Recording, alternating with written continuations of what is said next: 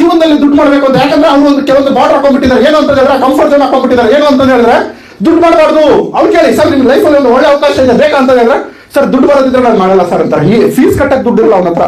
200 ರೂಪಾಯಿ ಚಪ್ಪಲಿ ಹಾಕಿರ್ತಾನೆ, ಅವರಪ್ಪ ಹಾಸ್ಪಿಟ್ಲಿಗೆ ಅಡ್ಮಿಟ್ ಆಗಿರ್ತಾನೆ, ದುಡ್ಡು ಕಟ್ಟಕ್ಕೆ ದುಡ್ಡು ಇರ್ತಾನೆ ಅವನ ಹತ್ರ. ಸರ್ ನ್ಯಾಯ ನೀತಿ ನಮಗೆ ಸಾಕು, ನಮಗೆ ಪ್ರೀತಿ ಸಾಕು. ಕೇಳಿದ್ರೆ ಡೈಲಾಗು?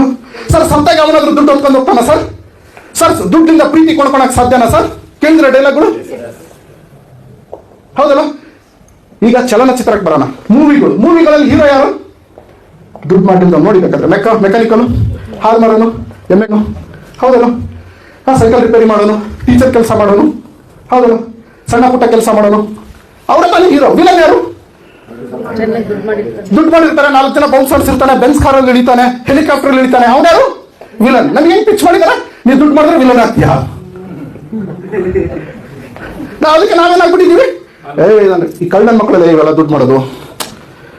ಬಾ ಎಣ್ಣೆ ಹೊಡೆಯಕ್ಕೆ ಹೋಗೋಣ, ನಾವು ದುಡ್ಡು ಮಾಡೋದು ಬೇಡ, ಎಣ್ಣೆ ಹೊಡೆಯೋಣ.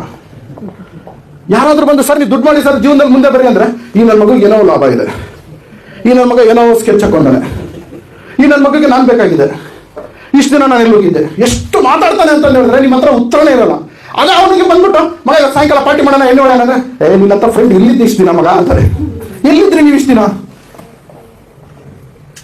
ಅಂದ್ರೆ ನಮಗೆಲ್ಲ ಹೆಂಗಾಗ್ಬಿಟ್ಟಿದೆ ಅಂದ್ರೆ, ದುಡ್ಡು ಅಂತ ಹೇಳಿದ್ರೆ ಮೈಯೆಲ್ಲ ಏನ್ ಕೈ ನನ್ನ ಮಗ ಸಿಕ್ಕಿತ್ತು ಹೊಡೆದ್ಬಿಡೋಣ ಅನ್ಸುತ್ತೆ. ಯಾವಾಗ ನೋಡಿದ್ರೆ ದುಡ್ಡು ದುಡ್ಡು ದುಡ್ಡು ಅಂತ ನನ್ನ ಮಕ್ಕಳು ದುಡ್ಡಿಂದ ಜೀವನ ಇಲ್ವಾ? ಯಾವಾಗಾದ್ರೂ ದುಡ್ಡು ಹಿಂಗ ಸಾಯ್ತಾರೆ. ಯಾವತ್ತೂ ದುಡ್ಡಿಗೆ ಪ್ರೀತಿ ಮಾಡಬಾರ್ದ್ರಿ, ಮನುಷ್ಯನಿಗೆ ಪ್ರೀತಿ ಮಾಡ್ಬೇಕ್ರಿ. ಕೇಳಿದಿರ?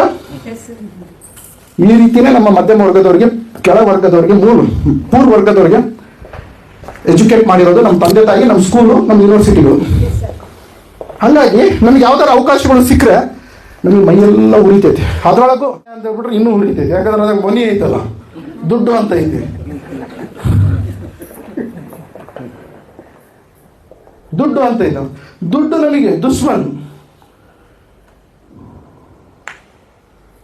ಈ ನನ್ನ ಮಗ ಎಲ್ಲ ನಮ್ದೇ ಮಾತು ಹೇಳಕತ್ಬಿಟ್ಟ. ನಾವೆಲ್ಲ ಅನ್ಕೊಂಡಿದ್ದೆ ಇವನು ಹೇಳಕತ್ತಾನೆ ಅಂತ. ಹೌದಲ್ಲ? ಇಲ್ಲಲ್ಲ? ನೀವು ಅನ್ಕೊಂಡಿದ್ದು ಹೇಳ್ತಾ ಇದ್ದೀನ, ಬೇರೆದು ಹೇಳ್ತಾ ಇದ್ದೀನ.